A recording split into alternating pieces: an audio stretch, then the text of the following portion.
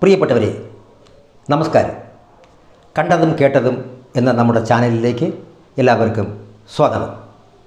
ഞാനിന്ന് പറയാൻ പോകുന്നത് തെക്കും വടക്കും പടിഞ്ഞാറും കിഴക്കും എന്ന വിഷയമാണ്.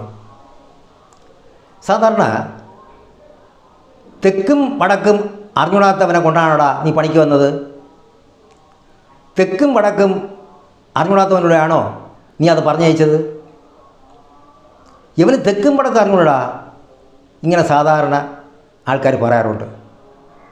അപ്പോൾ തെക്കും വടക്കും അറിഞ്ഞില്ലെങ്കിൽ അവന് ഒന്നും അറിഞ്ഞുകൂടാ എന്നാണ് പണ്ടത്തെ ആൾക്കാരുടെ ആ ധാരണ. അതാണ് തെക്കും വടക്കും എന്ന് പറയുന്നത്.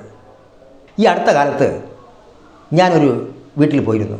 ഭാര്യയ്ക്കും ഭർത്താവിനും ജോലിയുണ്ട്, ഇത് സാമ്പത്തികമുള്ളവരാണ്. കാര്യങ്ങൾ പറഞ്ഞുകൊണ്ടിരുന്നപ്പോൾ ഞാൻ അവരുടെ ചോദിച്ചു, സാർ ഈ വീട്ടിൻ്റെ കിഴക്കേതാണ് എന്ന് ചോദിച്ചു. അദ്ദേഹം ഉടനെ ഭാര്യ എടുത്ത്, ഏതടി കിഴക്കേത്? ഭാര്യ ആ എന്ന് പറഞ്ഞു.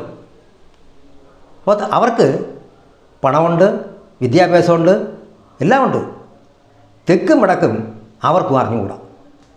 അപ്പോൾ എനിക്ക് തോന്നി, ഈ തെക്കും വടക്കും ആൾക്കാർക്ക് പറഞ്ഞു കൊടുക്കണമല്ലോ. അറിയാവുന്നവർ ഒരുപാടുണ്ട്, അറിഞ്ഞുകൂടാത്തവരും അതുപോലെ തന്നെ ഉണ്ട്.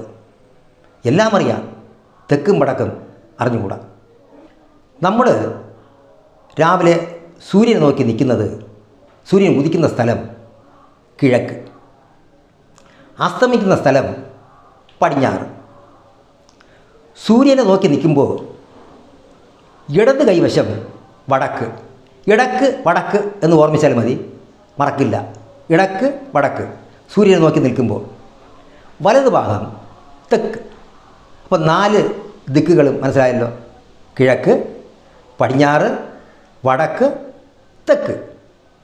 ഇനി മൊത്തം 8 ദിക്കാണ്. ഇത് 4. അടുത്തത് വടക്ക് കിഴക്ക് മൂല ഈശാന മൂല എന്നറിയപ്പെടും. തെക്ക് കിഴക്ക് മൂല അഗ്നികോൺ എന്നറിയപ്പെടും.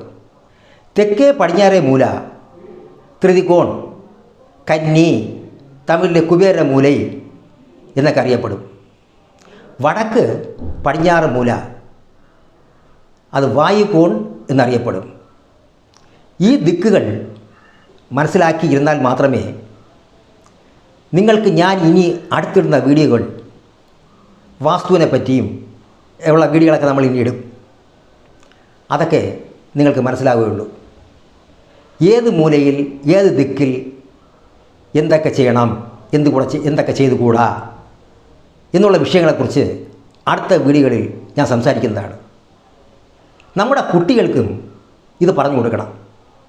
എൻ്റെ രാമലയ നിലയത്തിൽ വരുന്ന ഒരു 10ഓളം കുട്ടികൾക്ക് ഞാൻ 2 മണിക്കൂർ കൊണ്ട് ഈ 8 ദിക്കുകളും പറഞ്ഞു കൊടുത്തു. അവർ പഠിക്കുകയും ചെയ്തു. ഞാൻ എപ്പോൾ ചോദിച്ചാലും ശരി, ആ ദിക്ക് അവർ ചൂണ്ടിക്കാണിക്കും. ഒരു ദിക്കിനെ ചൂണ്ടിക്കാണിച്ചിട്ട് ഇത് ഏത് ദിക്കെന്ന് ചോദിച്ചാൽ പെട്ടെന്ന് അവർ പറയുകയും ചെയ്യും.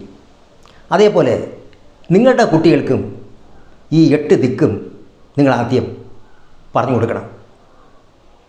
തെക്കും വടക്കും അറിഞ്ഞുകൂടാത്തവനാണ് നിങ്ങളെ മക്കളെന്ന് ആരും പറയരുത്. അതിനുവേണ്ടി നിങ്ങൾ ഈ കാര്യങ്ങളൊക്കെ മറ്റുള്ളവരെ അറിയിക്കണം. ആര് പറയുന്നു, എങ്ങനെ പറയുന്നു എന്ന് നോക്കാതെ എന്തു പറയുന്നു എന്നുള്ളതിന് പ്രാധാന്യം കൊടുക്കൂ. നന്ദി, നമസ്കാരം.